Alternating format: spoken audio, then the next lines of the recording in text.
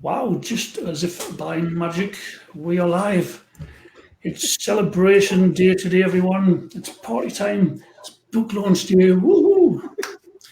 Today, I'm joined by Dr. Sarah Luczaj. We're going to be discussing her brand new book entitled The Chi Book, Reiki From The Roots.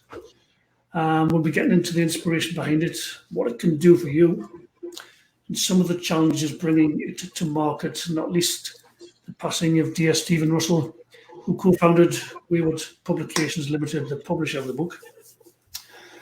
We'll also be gifted a wonderful guided meditation at the end, so you definitely want to stick around for that too.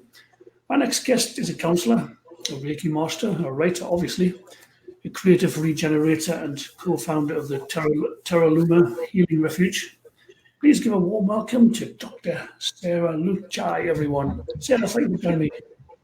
Hi, Danny. It's lovely to be here. Lovely to see you again. Cool. Yes, it is super fun to be here. We're going to get onto a different thing. So if you're joining us live, I see we have 5 viewers already. Thank you for joining us. Pop your comments, your questions in the comments section for us, and we'll either address them live or retrospectively. And before just realised I'm not on Facebook, so keep me posted if there are any comments or anything, because I can't see. I'll bring them up. Yeah, I'll bring them up. Yeah. I just want to take a moment. I want you to really take this moment. I want to congratulate you for bringing your book to market, not least obviously writing it and then the challenges behind it. So this is your day, and I want you to really bask in it. I want to congratulate you. Thank you. Thank you. Yeah, it will feel real when I have the actual book in my hands. Yeah. The book is still kind of winging its way. It's always this way with the post, and it's virtually present. But when it's in my hands, it's going to be good. I'll get my copy. I've read the PDF file which you so generously sent. So, what was? I know the answer to this question already, but what was the inspiration for the writing for this book, and who is it? Who is your core audience? Who is it for? The inspiration, really. I'm glad you know the answer, because I'm not sure. I'm not sure that I do. The core inspiration, I guess, is just my own life, my own experience. It's kind of what has worked for me, and the state, I guess, that the world is in at the moment. Just feeling that there's a real need for people to get energized, and to use their energy in a kind of good way, as things appear to be kind of collapsing around us. And just seeing what it is actually tangibly, concretely, helps me to function and to give what I can. So I just kind of put all the practices that have kind of come to me throughout the years into one place, really, which is why it started out being a book just about Reiki, but then it turned into the Chi book, because Chi is a much kind of both broader and more concrete kind of concept. It's the whole life energy. I feel it's really time to get that out there, and the audience is anyone who feels the same, basically. That's fair enough. I want to give a special shout out to Yvonne, aka Hi, Willie. She's been responsible for much of the magic that goes on behind the scenes, the work that's not really recognised as it should be and unseen. She was a good friend of Stephen's. We'll be getting into Stephen later on. We couldn't possibly do this live stream without paying tribute to Stephen Russell, Barefoot Doctor. She also Yvonne co-founded Wayward Publications Limited with Barefoot Stephen. She was the magic, and still does, to be honest, keeping the website alive and bringing all of its magic, and so many other IT feats that allowed Stephen to be in his zone of genius and do what he did best. So it's a shout out and much grace, much gratitude to you, Yvonne, and thank you for being here. I noticed you put something else in there. Barnes and Noble. There's a couple of places you can get the book. Barnes and Noble being one of them, which is a US site, and also Amazon, which I know some people aren't perhaps too enamored about using Amazon. But right. How do I get rid of that comment from the screen? That's it. Right. So, I just want to say, having read your book, it's exceptionally well written. You've got such a way with words in your command of the English language and the way it's structured. I was just really thinking, wow, check you out. So how did you begin writing a book? How long did it take you? You know, what sort of This one took kind of both, seemed like it took a really long time and a really short time. This one really did stream through. I didn't kind of agonize over it too much. You know, it wasn't like writing a PhD. It really did come through, but then there were great kind of pauses. It's really unfortunate that there was this pause, because it was supposed to be ready. I don't know, about in last October or something. I mean, before Stephen died, basically, it should have been ready.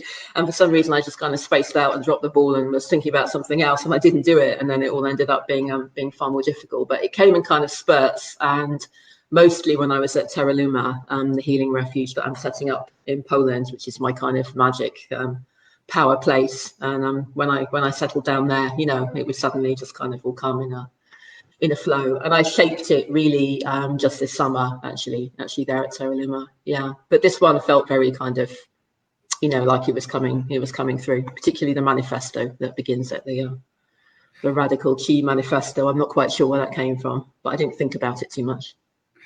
It does flow. That's another thing that really impressed me. And you've kind of already answered the question I was going to ask. Was that something that you had to do deliberately, but obviously you said it just sort of came through you, so I'm guessing that flow was quite natural. Yes, I mean, it's a part of all the practices I speak about in the book. I guess it's just having that kind of container set up, you know, kind of doing various energy kind of practices myself and chanting and everything. It just kind of sets up this kind of container, and then, you know, when I choose to concentrate, which I, you know, don't do enough, but when I choose to actually concentrate and let some communication come through, you know, the container's ready. I see it that way. Yeah, I know you've already touched on it, but from my perspective, this book is for anyone who is been a recipient of Reiki, and you've done your level 1, your level 2, or even your master, you know, your level 3 master teacher. I mean, I'm a master teacher to give myself a title. Are you? Yeah. Oh, cool. I was terrible when I taught it. I would bring in other things. I would be like, but I would make the distinction. This is traditional Teosu Reiki. But this I'm bringing in because, yeah, I think it will help you. I mean, they say it's supposed to be a complete system, but I didn't think it was, to be honest. Personally, I don't know. I don't know what you think. Well, that's very much kind of why I wrote the book, because I was kind of amazed when I found out, you know, what the roots of the system were, you know, and that they were a kind of organic kind of combination of, you know, Taoist things and Buddhist things and everything basically that Usui was actually doing himself. It's just a kind of organic combination of, you know, the things he was doing in his life. So yeah, and for me, the chanting was the missing piece, but I guess for everybody, there'll be some other missing piece. For some people, it might be the energy cultivation practices, you know, or the Buddhist link. So I think all those things are implicit in it, and, you know, it's great that you were picking them up. You know, so you would be like the ideal person that this book is aimed at, you know, people that have been doing Reiki but felt that there's kind of something missing, but those things are in it, I think. So yeah. And I noticed you used different names for some of the symbols to what I'm used to, so I'm intrigued about that. Like the distance healing now with like Honja, Jeju, and then you were sort of, there was like an abbreviation you used for that one. I don't know where that came from. Well, the symbols I think were kind of added on later, in my understanding, when Usui passed on Reiki to the imperial officers so that they could go around and heal people after an earthquake. So they needed to learn quite fast. Because the original Reiki, the way Usui was teaching it, it took a very long time. I mean, each symbol, let's say, each different energy, they would be chanting that for 9 months, you know, before, so to let that kind of absorb into the whole system, and then moving on. And the actual Reiki, the gift of healing, was just like an offshoot of that spiritual practice. It's just like a kind of, you know, like a bonus, really. It wasn't the aim of the thing.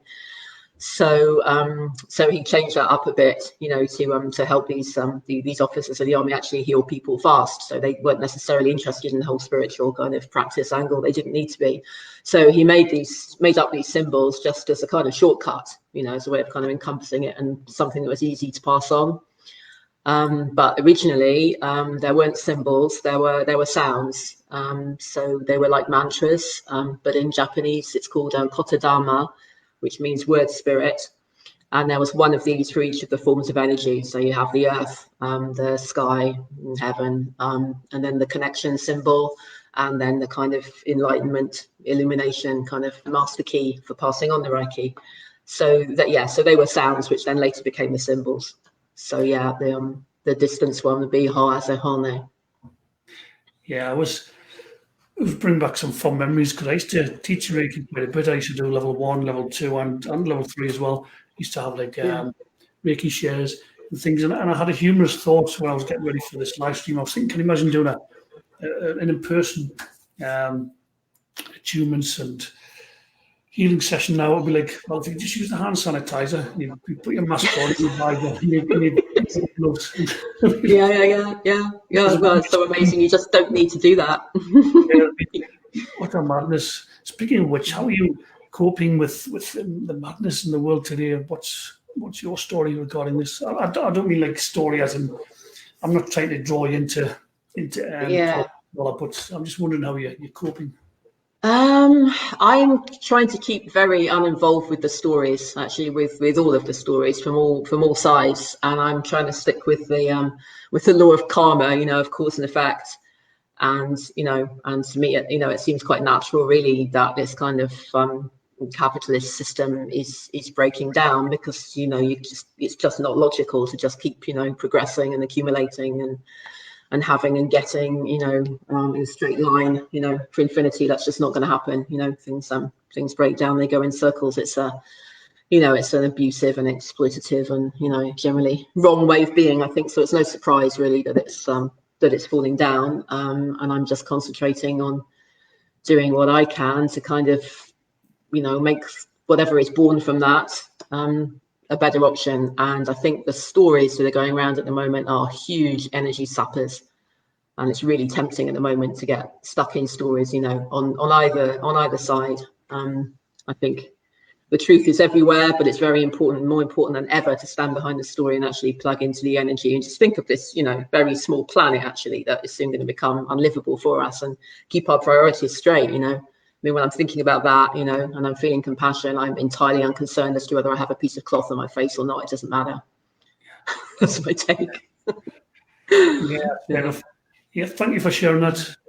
As you say, it's so easy to get sucked into the energy, but it's just zapping, and it doesn't feel nice to feel right, and it doesn't serve anyone for you. Both zapping and also it creates something, you know, that we don't necessarily want. You know, it saps us, but it also kind of is actually building extra stuff, extra conflict. And I mean every single story about this, you know, all of them. I'm not, you know, picking and choosing here. More important than ever to stand behind the story, I think. I want to get into your story a bit more as well, because reading the book, it's inspired me. It's probably 2014 since I've taught Reiki. But reading your book, it re-inspired me and reminded me how I used to love it. I used to think, God, it should be illegal to have this much fun and be paid for it. So I want to get into your story, because you mentioned levels 1 and 2 many years ago, then coming into the mastery. So if there's anyone watching this, you know, I'd love you to share some of your story, your Reiki journey. Okay, yeah. So I first started with Reiki. I keep saying 20 years ago, but it's actually probably more like 30 years ago now. I can't quite get my head around how old I am, but I was around 20, and it was in Glastonbury, which is very near where I come from. And I did Reiki 1 and 2 quite close together. And I got very excited about it, you know, for a year or so. I was kind of, you know, doing the Reiki on everybody, and I was very interested in the kind of different ways in which I could feel people, you know, the different kind of energies within them, because I hadn't really had any experience of that before, you know, the people, you know, the places that were cold, or, you know, kind of that whole kind of energy thing. That was my first contact with it, really. But then, to be honest, life kind of took over. I moved to Poland and had children. I was living kind of in rural Poland, you know, learning a new language, kind of trying to find some kind of livelihood, some way of fitting in. I mean, life just really kind of got in the way for some years, and I kind of forgot that I did do Reiki. And then the energy kind of came back quite spontaneously to me. Just as a part of my own personal process, and more connected to meditation, I think, to kind of Buddhist meditation practices I was doing. And then I also got involved in Stephen's work in the kind of Taoist practices and chanting, etc. And then when I moved to, after 20 years in Poland, I moved here to Glasgow, to Scotland, and my clinical supervisor, because I'm just a therapist, it's my day job. My clinical supervisor actually happened to be a Reiki master, and it just kind of fell on me. Good heavens, you know, I do this. And then she just happened to have a book about the kind of, you know, the original roots of Reiki, and I just saw it just laid out in front of me, that every single thing which Usui had done himself, you know, that had organically formed this system, with things that I was doing as well, you know, and it just kind of got, you know, it got reborn again in me, and I went for it. Yeah. I know you referenced Stephen at various times throughout the book, and you put in the back that you know, like, how do you pronounce it? Bibliography. Anyway, you that thing. students' books. Yeah. It would be totally remiss of us not to bring in our good friend Stephen Russell, Barefoot Doctor. It would be remiss of him not to turn up. I mean, you know. Yeah, he's here. So he was obviously a huge influence to us both, different reasons, or maybe the same reason, I don't know. I'm assuming that you still think of him often and miss him. I do indeed, particularly in the process of getting this book together. You know, I'm sure that virtual emails were exchanged, you know. yeah, it's like, oh, go on, you know, cut that bit or whatever. Yeah, I very much miss the, you know, the virtual correspondence, but it kind of continues. It did. I remember the day I found out he passed, I was in just utter shock and walking around numb, and he was shunting away to me in like from an etheric perspective, and I was pushing him away because I didn't want to believe it. I just thought, this can't be happening. There must be some mistake. And I pushed him away, and I was in denial. And that was about the third or fourth day, and I heard him come and said, "It's pointless resisting anything, Danny. It's pointless to be in resistance." And I thought, bloody hell, he's so right. And I processed, you know, I began to process it and began to accept it. Yeah. Then we obviously had all this celebration of life planned within a month of him passing. And at the time I was gutted when we had to cancel it at the last minute. But looking back, it was rather insensitive to do it that soon. And also, even though I didn't realise at the time, it also, I think, was my denial. If we're still doing this, he's still here somehow. And yeah. Yeah. It was the right thing to do. Yeah. So I don't know what your thoughts are on Stephen and your book and Wayward Publications. Oh gosh, well, I'm intensely grateful, you know, for Stephen and for Wayward Publications. Yeah, yes, I mean, that really kind of kick-started me with my first book, Creative Regeneration, you know, which wasn't even meant to be a book, but Stephen kind of thought that it should be, and decided that he was going to publish it. So that kind of set this ball rolling. And yeah, he was telling me before the Reiki book was even written, you know, that it was going to be, and it was going to be published. Yeah, it was actually on my birthday that I found out that Stephen died, that the announcement came. It was so it was a kind of absolutely mad day. So it kind of came in a moment of a celebration of my life, when I had kind of all these people around me, kind of people from the past or whatever that weren't normally around, you know, and they were all there, and all of a sudden, you know, yeah, Stephen wasn't. It was it was incredibly shocking. But actually, quite soon after that, maybe that night or the following night, I had a kind of meditation that came to me in a dream, I'm hoping some flavour of that might come through later, that I can do that here, because that was definitely from him. Yeah. Yes, I know on the celebration of Barefoot Doctor that we had planned, you were going to do inspired meditation. I remember that was one of the key roles that you were going to do. Yeah, but God bless you, Stephen. We're still here. You were a friend to many of us. You were never more than an email away, or a phone call, or a WhatsApp message from Young Barefoot. He used to say, "It's Young Barefoot here." He was certainly young in spirit, young in mind, and he liked to dress young, and he pulled it off as well. He really did pull it off. It didn't look out of place. He was a trendy, cool, wise, enlightened, conscious being, and a good friend. Yeah, and we all miss him so much. So, yeah. And a messy human as well, but and a messy human as well. Yes, with a wicked sense of humour. He used to crack me up. He used to have me cracked up at times. He really did. And so, when you've written this book, and obviously it's now out into the world, you can order it. What is your wish for it? What is your hope that people will get out of it? Oh, my hope is that people will just feel completely activated, that they'll just be able to, literally kind of plug into the grid, that is my one hope. And then I have this kind of trust that will automatically kind of materialize in, in good things for the world, that energy is kind of automatically kind of linked to love, That's a slight kind of leap of faith, It's not exactly logical that the power that runs the universe should be love, but I feel that it is. So that's my small wish for the book, that everyone just plugs into the the energy grid of the universe and starts transmitting love and healing. Yeah, I certainly recommend reading it. It's a wonderful read, as I say, so well written as well. Which I think is important. Sometimes you read books and they're not particularly well written, and it's hard work. But yours was yeah.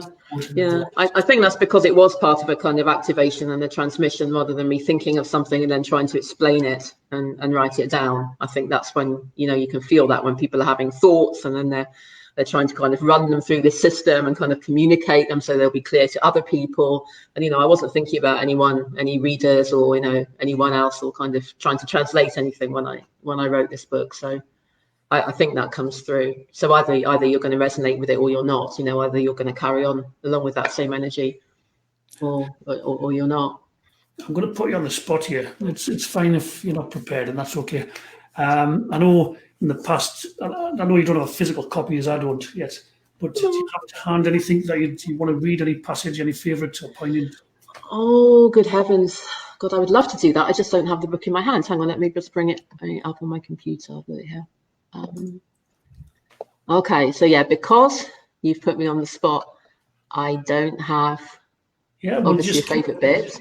We'll keep filling in the white noise while you're finding a passage that you particularly like. Yes, and that's okay. Just take your time. We'll just get the audience to talk among themselves.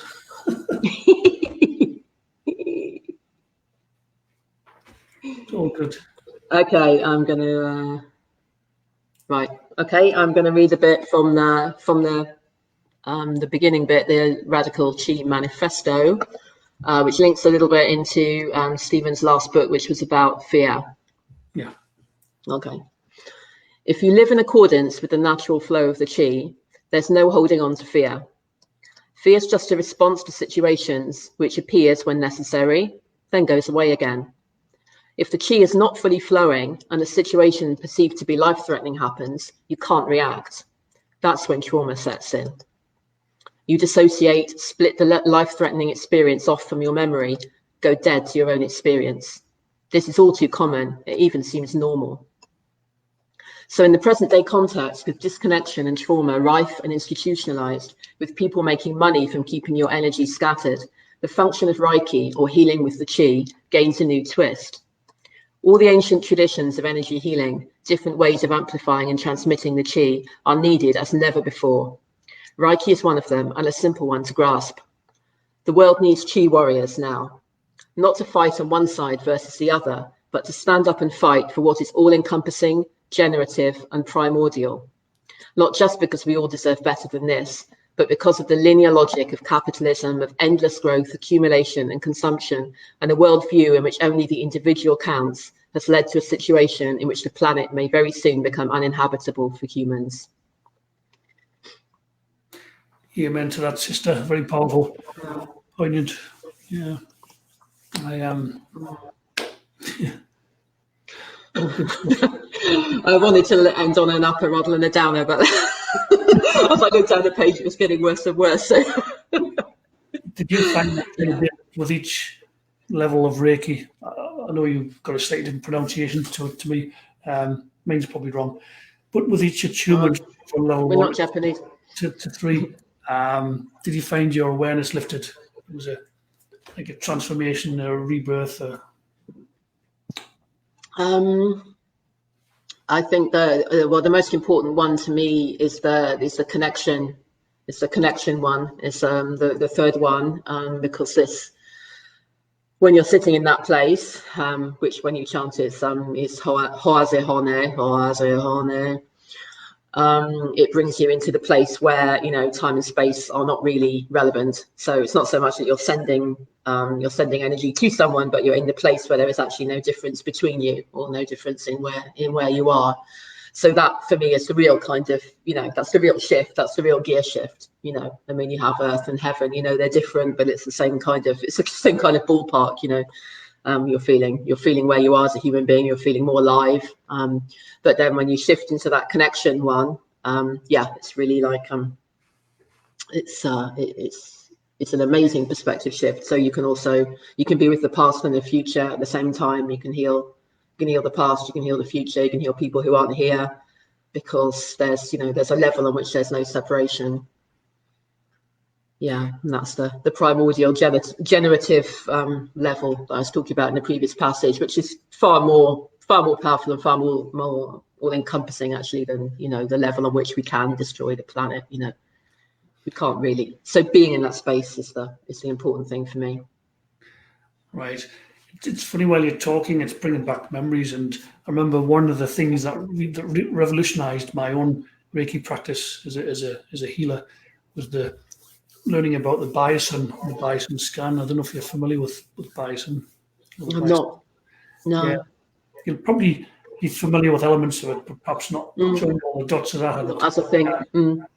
So the bison, there's like 5 levels of bison. Because you can do a Reiki healing on someone hands-on or over a distance. And somebody's, you get intuitive nudges and feel things. For me, the bison, so you've got like level 1 bison.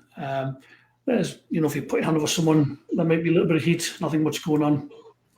Level 2, it could be a bit warmer. Maybe, you need to spend a little bit of time there. Level 3, you've got pins and needles in your hands. Then there's something going on there. Level 4, it could be like cold spots. So your hands go cold. And then level 5 is actual pain shooting up your hands, in your shoulders, like physical pain. You're like, that's when there's something really needs your attention there, and it's going to take several sessions. So it took the guesswork out of it. I think, right, if I've got pain shooting my hands, it's going to take multiple sessions, presumably. And even that, doing it over distance as well, I was getting the same levels of feedback. Yeah, so that was right. That's interesting. Yeah, yeah. Yeah, I mean, I feel great kind of surges of energy within myself, maybe more than concentrating on what's actually coming from the person that I'm treating these days. So I kind of let that do its own thing within the person and kind of listen to what they say rather than kind of feeling what's going on in them, as it were. But those kind of big surges, I mean, when it goes through the top of your head, it feels like someone, grinding a cigarette out on the top of your head. That was really unpleasant when those things started happening. Yeah. Yeah, and I used to write to Stephen and say, what's going on here? This is really, really unpleasant. Someone is kind of carving a hole in the top of my head, and he'd say, "Great, that's wonderful. Go heal more people." That's cool. And I'm like, "Are you sure I'm not going mad?" He's like, "No." So before I ask you to gift us all with one of your beautiful meditations, where can people source your book? It's out on Wayward Publications today, and it's called. It is indeed, yes. Well, on Wayward you can get the ebook version, but they're no longer selling the paperback versions, the hard copies. So if you want one of those, they are on Amazon and Book Depository, which is also owned by Amazon. And if you want to avoid Amazon, there's Barnes and Noble for sure, which I know about. But I mean, a Google search of my name and the book, may bring it up in other places. I think it's gone to all the main distributors. Yeah. It's been wonderful talking with you today. When I've finished this year, obviously, but you've certainly inspired me by reading your book and talking to you. It's kind of got me excited about Reiki again. For that. Obviously, the Chi book, Reiki From The Roots, is Sarah's new exciting book. Grab yourself a copy. There's the different formats, an ebook. Can you get it on Kindle as well? I don't actually know. You probably can. There's all those kind of digital formats. I think on Wayward they have a range of digital formats. It's not just the kind of ebook PDF thing. I think they've got all of it. Yeah. What I'm really excited about also is the music I'm bringing out with Teraluma, with my partner in Teraluma, some kind of musical versions of the Kotodama, of the chanting, along with music. So if you want to keep up with that, it's a good idea to keep up with us at Teraluma on our website and subscribe to that, because that really gets you going, even better than the book probably. Got a comment from Kim. I can't pronounce this name. I'm not going to try, but she's saying, "Yay, Sarah, congratulations." Hey, Kim. Good to see you. So, in true, I know this is coming from you, and this is something that you would do regardless. But we used to always end the Barefoot Doctor streams, the live streams, with the guided visualization. I know. Don't set the bar too high, eh? So let's also bring a bit of barefoot back to the fore. With a wonderful note, guided visualization from you, Sarah, please, and thank you. Okay, I will even ring my little bell here from Kathmandu. Let's begin.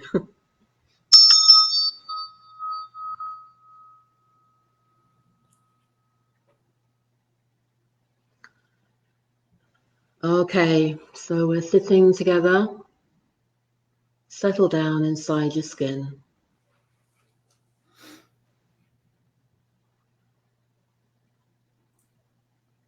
Allow your spine to lengthen and stretch up to the sky, as tall as you can. Feeling maybe a little thread between each vertebrae and letting them be tugged just a fraction upwards.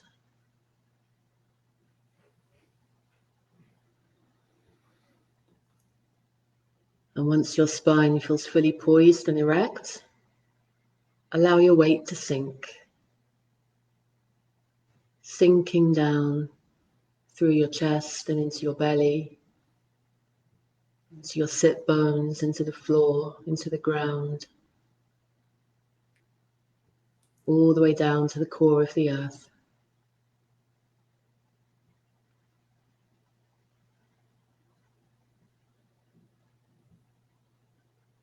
There's nothing to hold on to. Let your weight drop.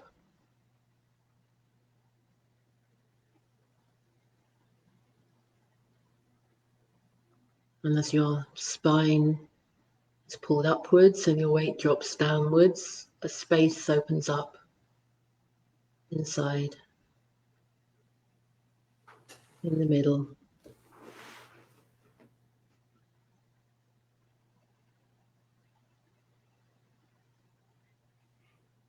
Bring your attention to your breath.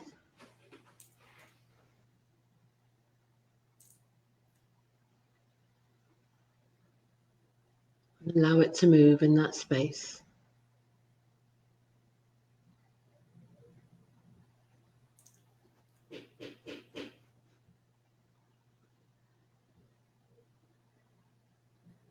Let it flow softly and smoothly.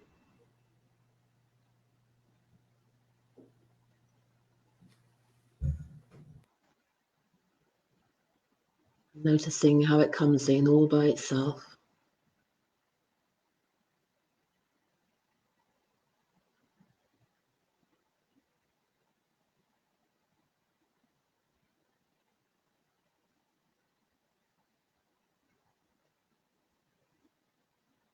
Allow your muscles to soften a little more,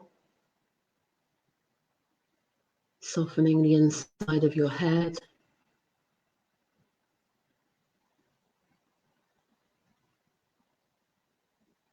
the inside of your chest, making more room.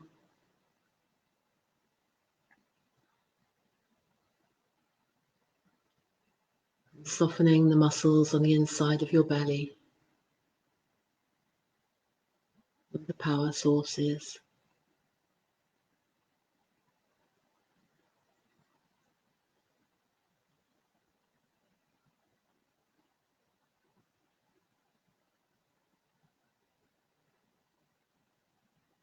Allowing all your thoughts and feelings to be here,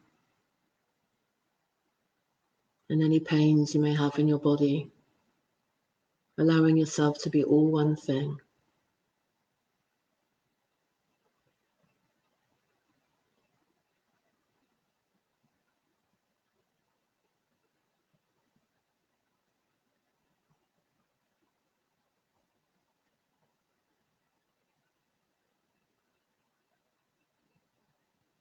All of you is here, and all of us are here.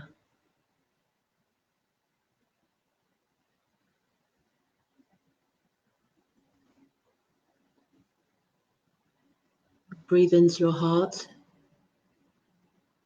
and sense that all of us are sitting here in a great big circle.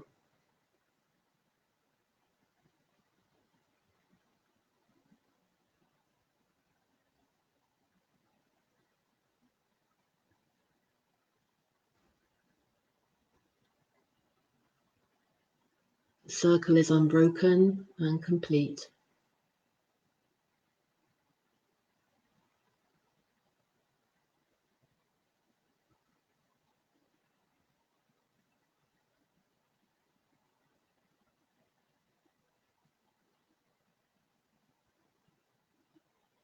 The circle goes all the way around the earth.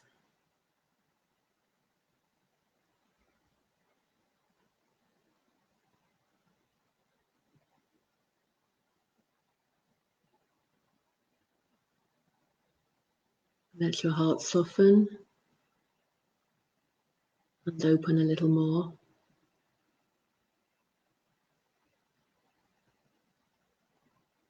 And allow the energy to come from your heart to move around the circle and into the center of the circle.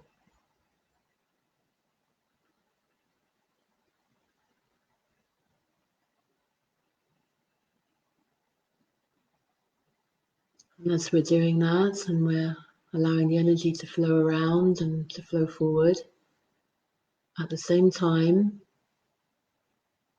we're now going to start flying backwards.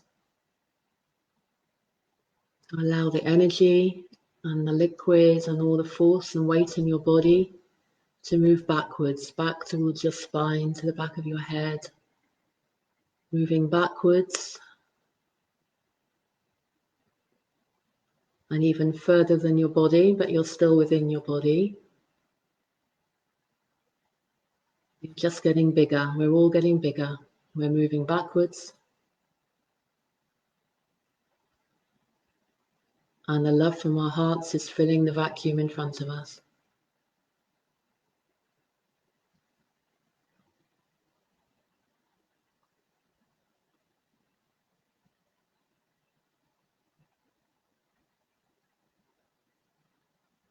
backwards into infinite space, the source of all energy.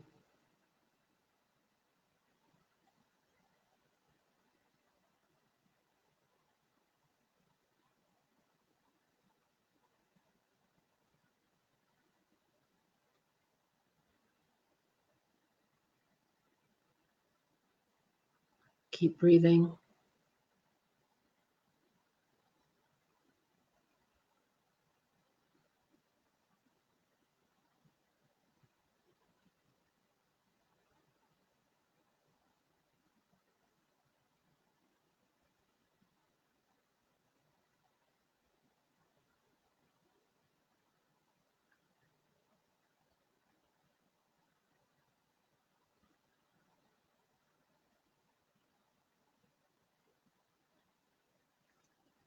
And then when you feel the momentum of going backwards start to ease a little,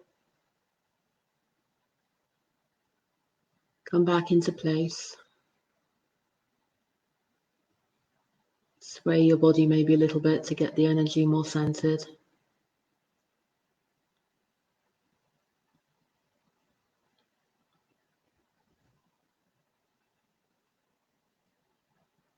Feel your breath coming in by itself. Allow it to go all the way out.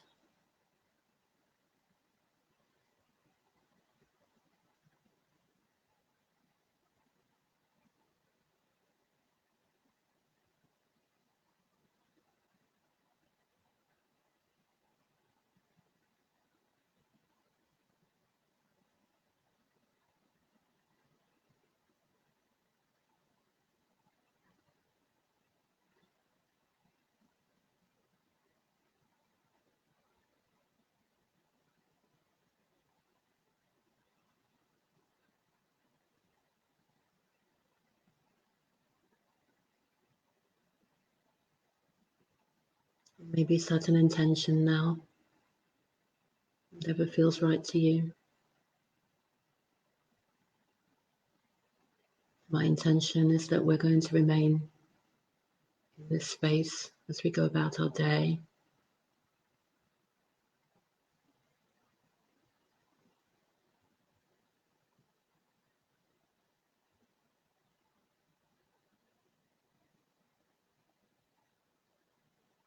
And as we finish, we're going to raise our spines up once more consciously. Allow the weight to sink again.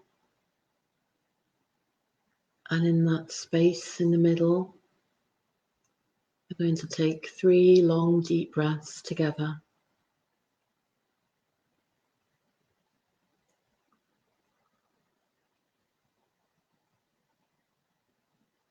Let it come all the way in, filling up your belly, and move all the way out.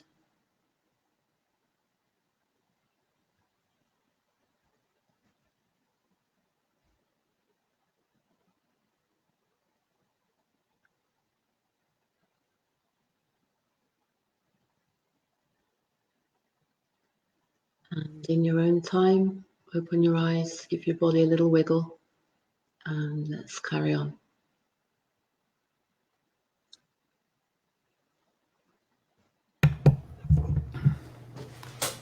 Sarah, that was beautiful. Thank you so much. I had somebody at the door in the middle of that, which they didn't seem to want to take the hint. They could probably see me. I thought, what an ignorant person he is. But, Who wanted to be in on the meditation? Yeah, that's what it is. Maybe it was the postman with the book. Maybe. So, there you have it, Sarah, Dr. Sarah Luczaj. Thank you so much for being here. The book out now on Wayward Publications as of today, and also on Amazon and Barnes & Noble. And what was the other one, sorry? A book depository. They have free worldwide shipping. So if you're in some strange place, that's a good one. Although they are owned by Amazon. Yeah. Brilliant. Really call it a masterpiece, and I agree. The Chi book, Reiki From The Roots. So order your copy now. Do yourself a favour. You enjoy it, promise. So have you got any final thoughts, Sarah? I just really enjoyed that meditation. I hope people actually got into flying backwards, because it was amazing. So that was the bit that I think came from Stephen shortly after he died, was the heart coming forward bit, and then everyone going back at the same time in a circle. This was kind of what I felt he wanted us to do. So yeah, just to let everyone know that. Yeah. Yep. And if people want to keep up in general with what I'm doing, what I'm writing, with the music or whatever, I'll put the link with Danny Will underneath, to terraluma.com, which is the physical place where I'm kind of sending the energy out from, so you can keep up with everything that's going on there. Yeah, and I want to give a shout out to Sam Whitaker as well. She's still as well behind the scenes and keeping the Doc's work alive, and certainly when he was here as well, being a big promoter of it. So much love to Sam. Hi, Sam. And to you, Dr. Luczaj. Yeah. All of you watching either on live, thank you for being with us today. And those on the replay, keep your comments and questions coming. We'll circle back.